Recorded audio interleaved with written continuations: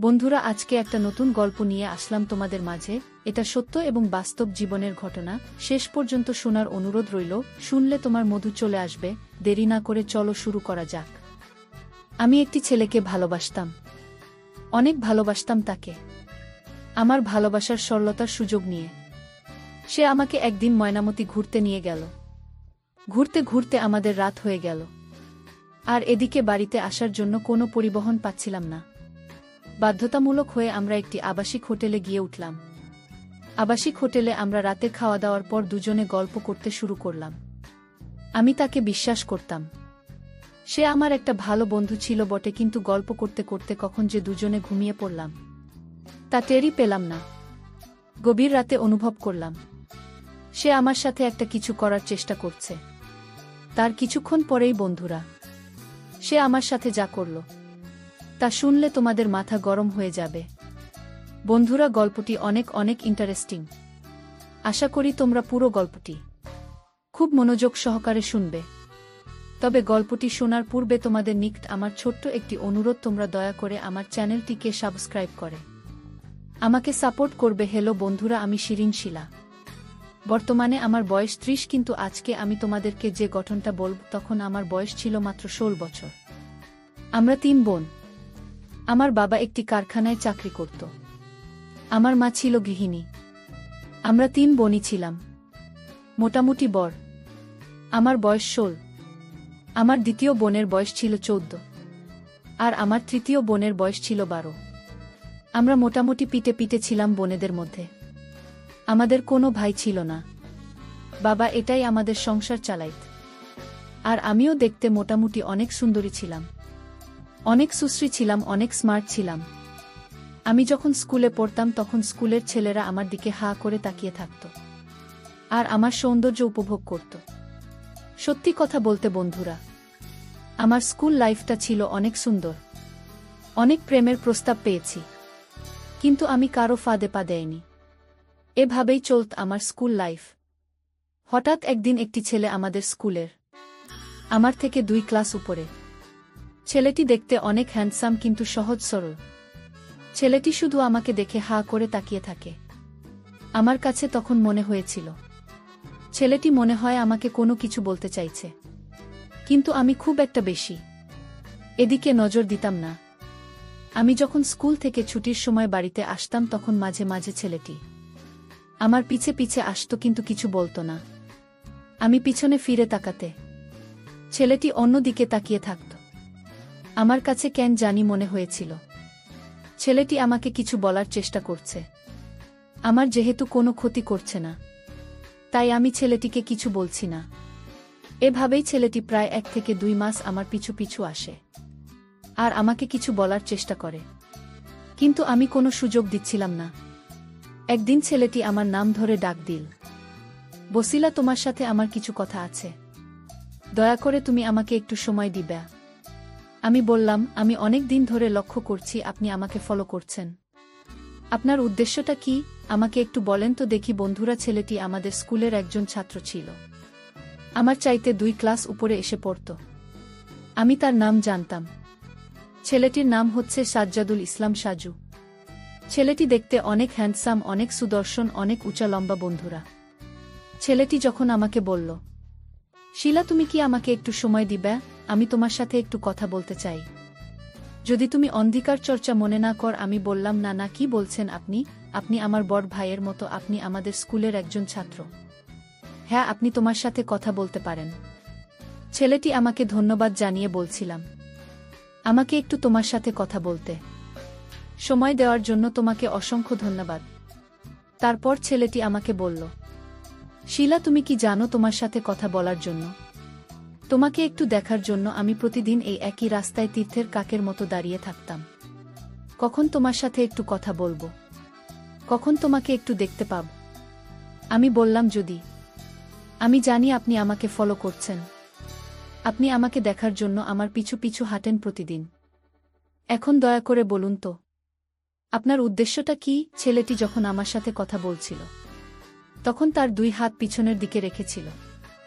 আমি বুঝতে পারছিলাম না ছেলেটির হাতের মধ্যে কি এমন জিনিস রয়েছে যেন পিছন দিক থেকে আড়াল করে রাখছে, আমি মনে মনে সব কিছু ভাবছিলাম। ঠিক এই মুহূর্তে ছেলেটি পিছন দিক থেকে একটি তাজা গোলাপ ফুল আমার দিকে এগিয়ে বলল, শিলা, আমি তোমাকে অনেক ভালোবাসি, কিন্তু আমি কখনো তোমাকে বলতে পারছিলাম না। তোমার কাছে আসলে আমি যেন কেমন আনইজি ফিল করি। আমি ছেলেটিকে বললাম, আপনি যে আমাকে ভালোবাসেন, আমাকে চান, তা আপনার আচরণ থেকে আমি বুঝতে পেরেছিলাম। আর তাছাড়া আপনারা অনেক বড়লোক। আপনার বাবা অনেক টাকা পয়সার মালিক, ব্যবসা বাণিজ্য সব কিছুই আছে। কিন্তু আমার বাবার তো কিছুই নেই। আমার বাবা সামান্য একটা ফ্যাক্টরিতে চাকরি করে যে কয় টাকা পায় তা দিয়ে আমাদের কোনোরকম সংসার চলে। আপনার সাথে আমার যায় না, আপনি দয়া করে আমাকে ক্ষমা করে দিন। ছেলেটি আমার কথা শুনে আমাকে বলল, শিলা, আমি তোমাকে ভালোবাসি। আমি তোমার বাবার টাকা পয়সা, অর্থসম্পদ, পারিবারিক অবস্থায় সব কিছুকে ভালোবাসি না। তোমাকে আমার ব্যক্তিগতভাবে ভালো লাগে। শিলা, ভাল লাগা আসে মন থেকে। আমি সত্যিকার অর্থে মন থেকে তোমাকে ভালোবাসি। আমি কথা দিলাম শিলা, আমি কোনোদিন তোমার ভালোবাসাকে অসম্মান করব না। তুমি আমার ভালোবাসাকে ফিরিয়ে দিও না শিলা, তোমার ভালোবাসার কাছে আমি অসহায়। ছেলেটির এরকম মিষ্টি মিষ্টি কথা শুনে আমার আবেগী মনকে হার মানতে পারলাম না। ছেলেটির প্রতি আস্তে আস্তে দুর্বল হয়ে যেতে শুরু করলাম। ছেলেটির মুখে এত মিষ্টি মিষ্টি কথা, যে কথা আমার হৃদয় ছুঁয়ে গিয়েছিল। তারপরও ছেলেটিকে আমি কোনোভাবেই বুঝতে দেয়নি যে আমি তার প্রতি দুর্বল হয়ে যাচ্ছি।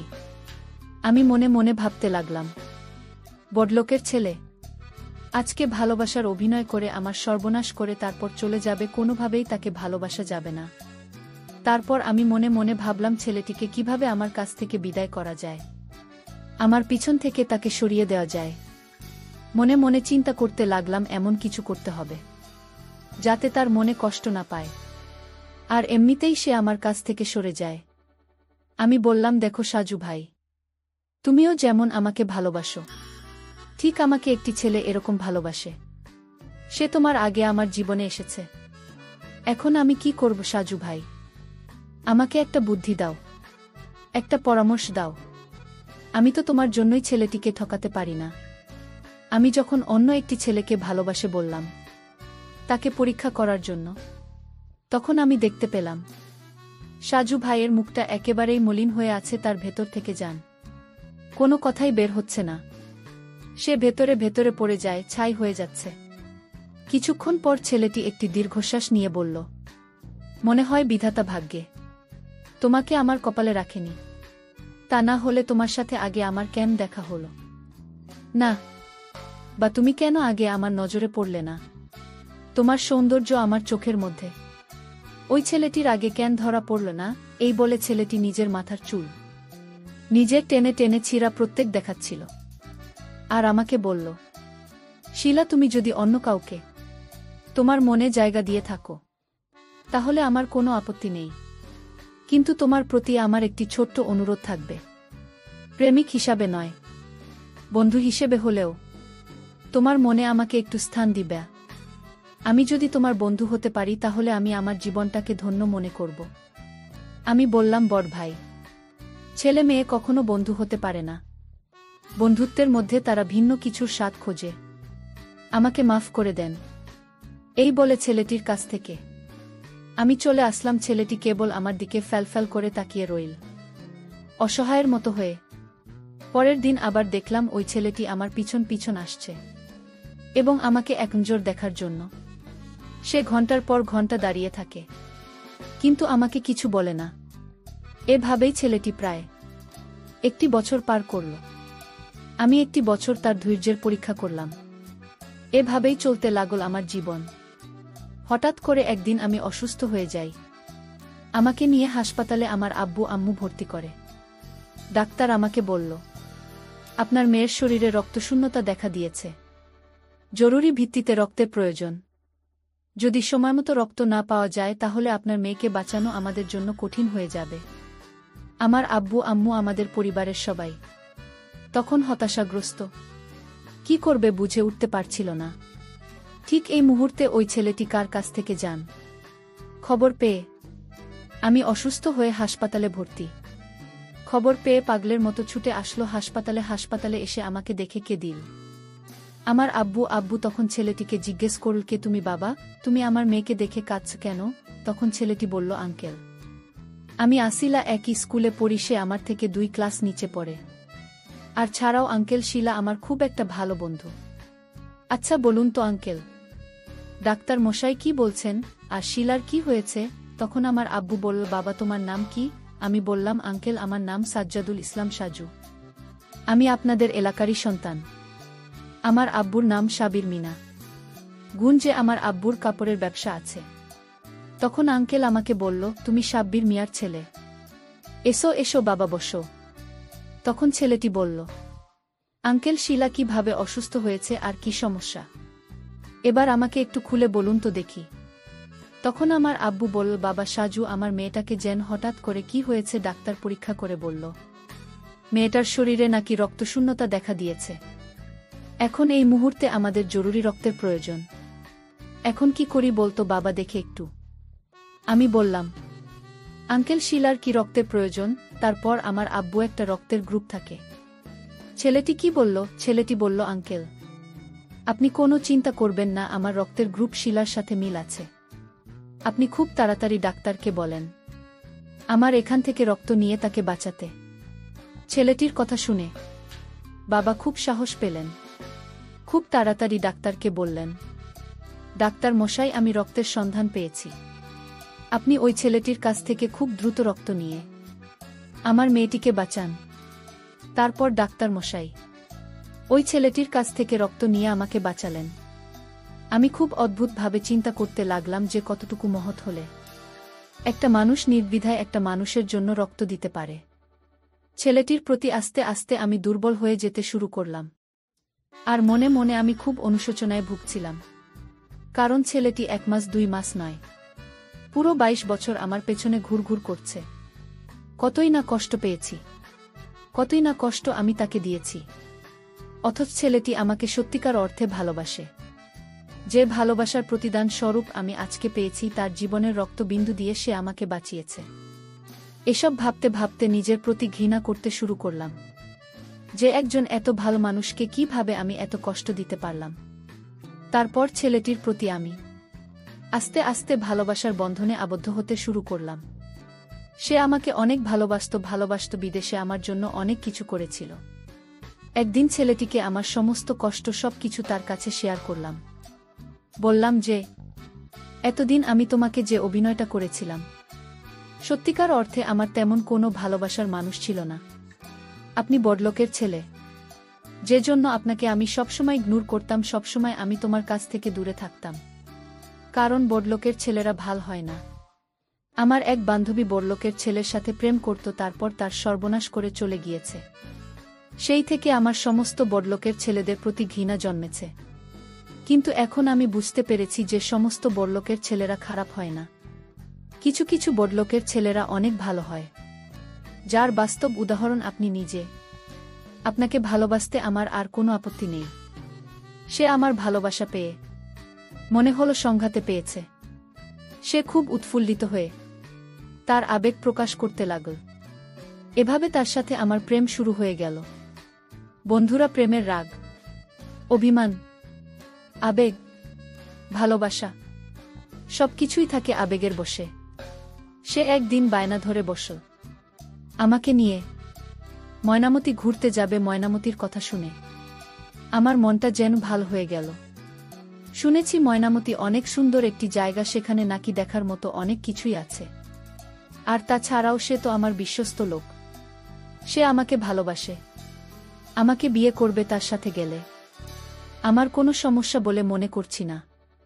জীবনে চলার পথে কাউকে না কাউকে তো বিশ্বাস করতেই হয়, তাই তাকে বিশ্বাস করে তার সাথে ঘুরতে যাওয়ার জন্য রাজি হয়ে গেলাম। পরের দিন সে আর আমি ময়নামতির উদ্দেশ্যে রওনা দিলাম। মনে হচ্ছিল স্বামী স্ত্রী, কিন্তু প্রকৃতপক্ষে প্রেমিক যুগল অবশ্যই তার সাথে ঘুরতে গিয়ে আমার খুব ভালোই লেগেছিল, মনটাকে ফুরফুরে মনে হয়েছিল।